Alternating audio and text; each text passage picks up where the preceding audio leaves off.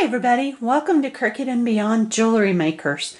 Today we're going to talk about making the faux druzy earrings. Now I know it looks like I have a lot of supplies on this table. You do not need all of this. I just wanted to pull out everything so you could see what the options are. So let's start off with what are we trying to make.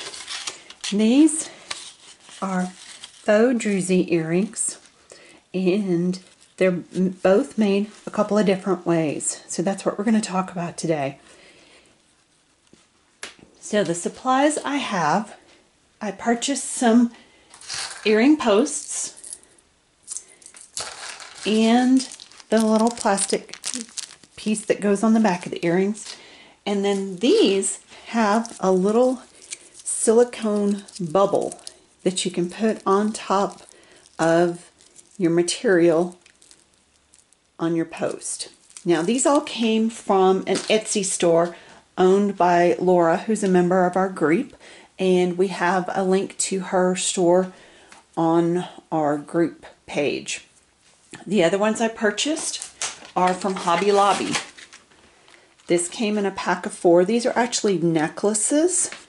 They also sell a ring, and then these are just little bezels that you could use for a necklace.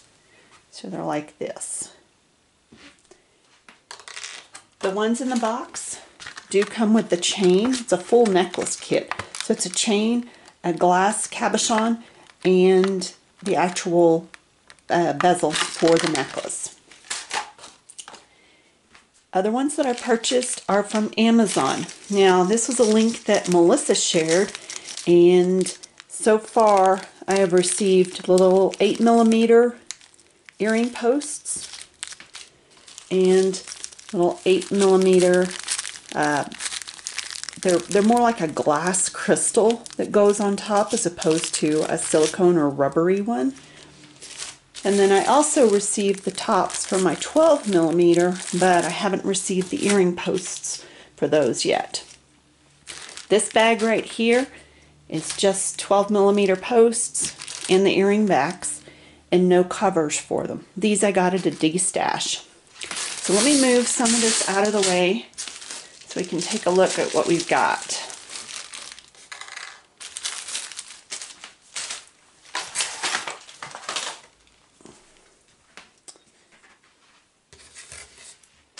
Alright, now on some of these I used my machine to cut the circles, and on others when it started to get too small I did use a punch to do that. I used glitter canvas from Hobby Lobby, and for the 12mm posts I used a 0.49 circle, 0.49 inch circle, and had my Cricut cut them out for me. I'll give you guys the details on the settings that I used, and I used the fine point blade. The rotary blade doesn't do well with circles, especially small circles. And all I did was just push them into the earring post itself. Now for the smaller ones, these are little 8mm ones. These ones didn't cut very well using my machine. It's just such a tiny little circle for the blade to cut. So instead, I used a punch. And I purchased a leather punch kit off of Amazon. And you can see it was a set. And for this one, if you are going to use a thinner material than the glitter canvas, you could do it with your machine and just set it to a 0.34 inch circle. Or I used the 5/16 punch to cut that out. If you're wanting to use the punch on the larger size, this is the 1/2 inch punch that cut the correct size for the 12mm. So you see I've got a couple different sizes there. Now, this piece of glitter canvas is just tucked in here. But you can see I'm scratching on it. There we go. I finally got it lifted. So if you're not going to put anything on top of it, I would recommend using something like an E6000 or a super glue or something to go ahead and stick that piece of glitter canvas down in there.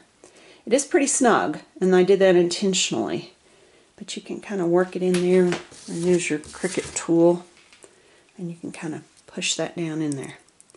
Glitter canvas isn't the only material that you can use. I just had it little scraps handy and thought that looked good. So once you've got that pressed down in there, you can either use one of the little silicone, these are sticky on the back, and you just stick them right on top. I did have some trouble with the Cricut leather, the faux leather. The little buttons didn't stick very well, and so it kind of had a little foggy cover to it. So I wasn't thrilled with that. But this is what it looks like when you put the clear rubber silicone tops on top of it. So didn't glue the tops down. They're sticky on the back, so they're staying. So then I had to try something else because I'm like, well, I don't know about these silicone tops. So then I tried using Mod Podge Dimensional Magic. Now the things I learned with this is make sure you set your earring backs onto a very level surface. Mine are lumped up and have some, it's a little hard to see in this picture, but there's some lumps and bumps. The other thing I will watch out for is air bubbles. And I tried to pop the air bubbles a little too late, and they were already starting to set up. So if you look really closely right here, you can see where I kind of drug my toothpick through it. So be careful with air bubbles on that. So that's option number 2. One is to put the silicone self-sticky tops on them. 2, use Dimensional Magic. And then the third is, and this one Melissa suggested, these ones actually snap into the earring back itself. And she warned me, she said, once you pop them in, don't drop them on the floor. But once you pop them in, they are hard to get out. So I haven't done it yet until you guys can see it. So you literally just take the little glass, and it's not working. Okay, so plan B. I know that she had purchased some that literally the glass tops just pop right in. So what I would do instead is glue the canvas down to the back of the earring and then use a clear glue to go ahead and put the glass on top of it like that. Now, like I said, I'm waiting on the larger size of these, so hopefully those will pop into place. As for these, I'll probably put just the clear silicone ones on them for now. Now this has all been talking about using canvas and fabric and things that you have already laying around. The other thing you can do is actually purchase the Druzy stones. And I haven't shown you those because I don't have any of those.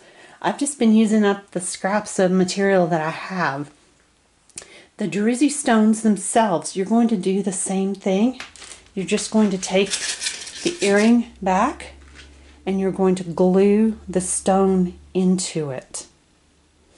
And then some of the stones are flat, so you could put a topper on it if you wanted. A glass one, Mod Podge, silicone epoxy sticker, whatever you want. Others, the stone has a texture to it. Those you're not going to want to cover, but you do need to make sure you attach it firmly to the earring base.